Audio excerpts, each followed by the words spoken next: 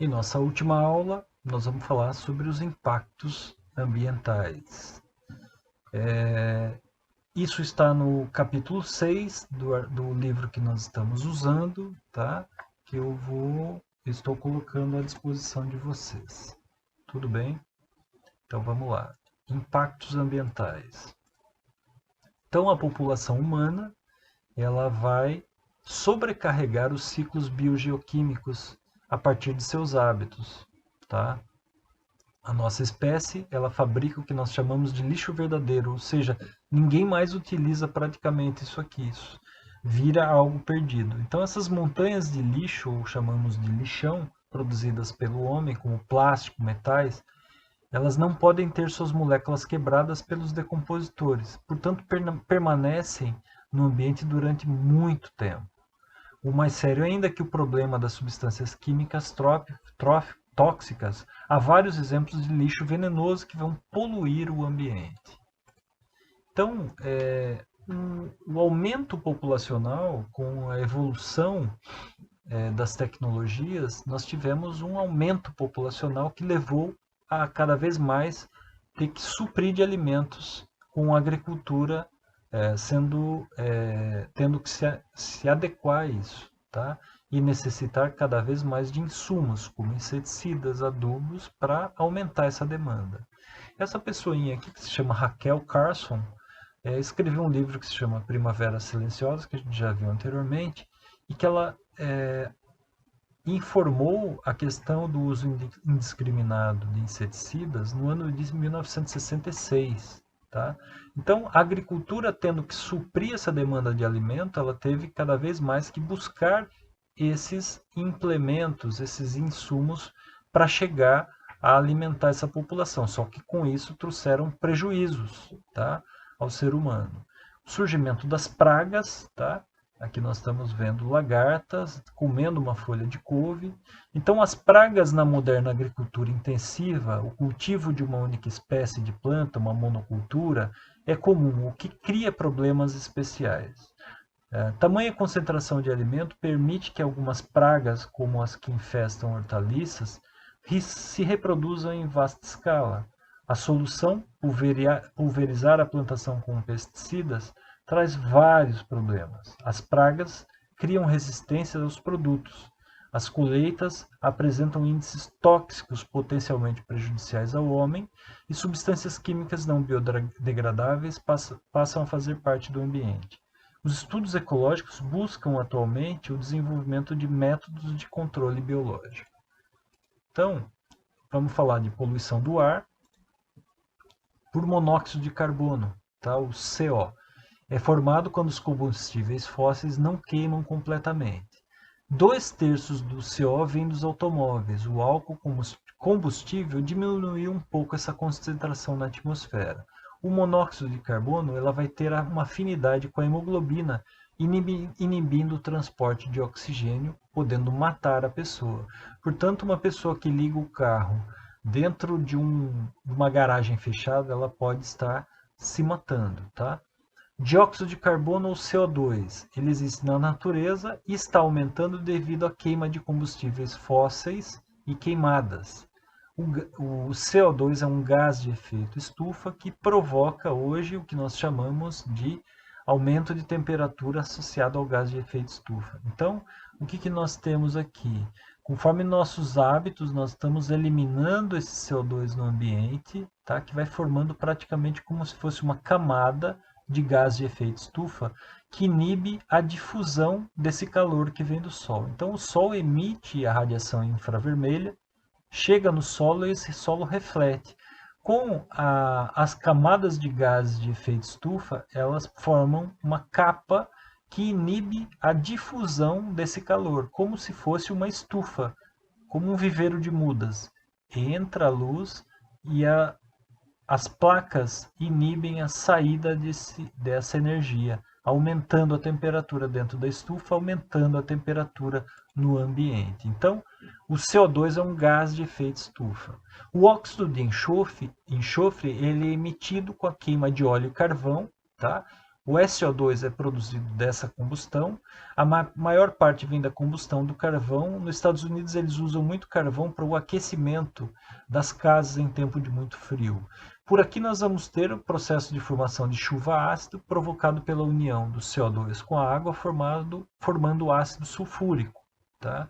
Se você inspirar isso, ele vai destruir os seus alvéolos pulmonares. O pH da chuva é de 5,5, portanto ácido, e com a mistura com esses SO2, ela chega a 2,4, portanto muito ácido, acabando com carros e plantações.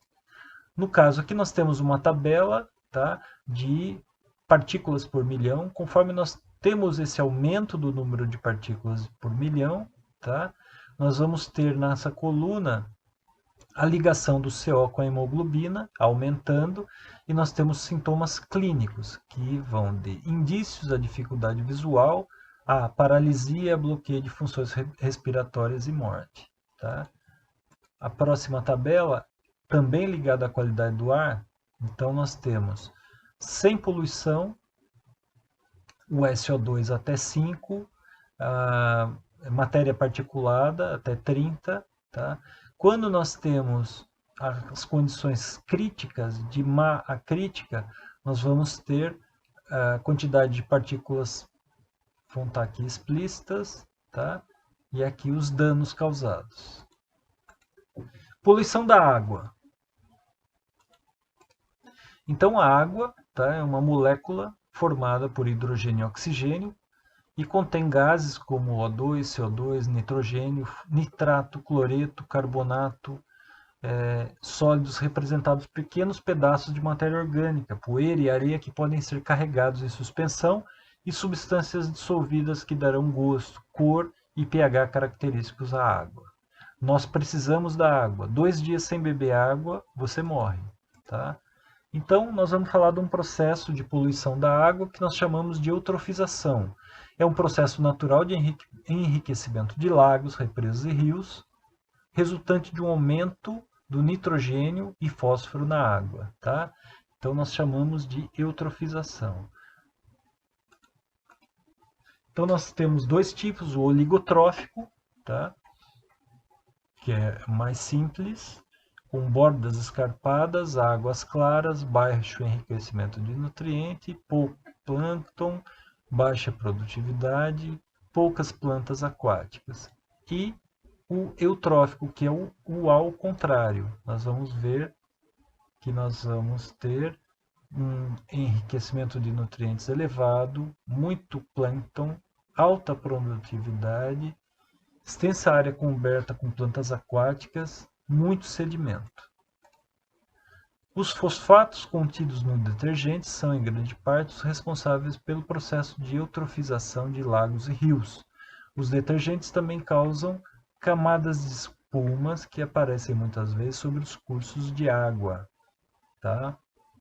Usa-se hoje muito a ideia do detergente biodegradável que impede a produção dessa espuma. Poluição por praguicidas. Tá? Os praguicidas incluem inseticidas e fungicidas, entre outros. Eles podem contaminar águas de diversos modos, propagados pelo vento, através da limpeza de recipientes usados na aplicação do veneno, a remoção do solo pela chuva e o despejo de restos e soluções de praguicidas. Então, o que acontece? Aplica-se o agrotóxico na planta, a chuva vem, lixivia esses resíduos de agrotóxicos, contaminando os cursos de água. Essas águas infiltram no lençol freático, formação de chuva ácida, entre outros processos, produção de gases tóxicos e poluentes químicos do solo, ou seja, grave. Tá?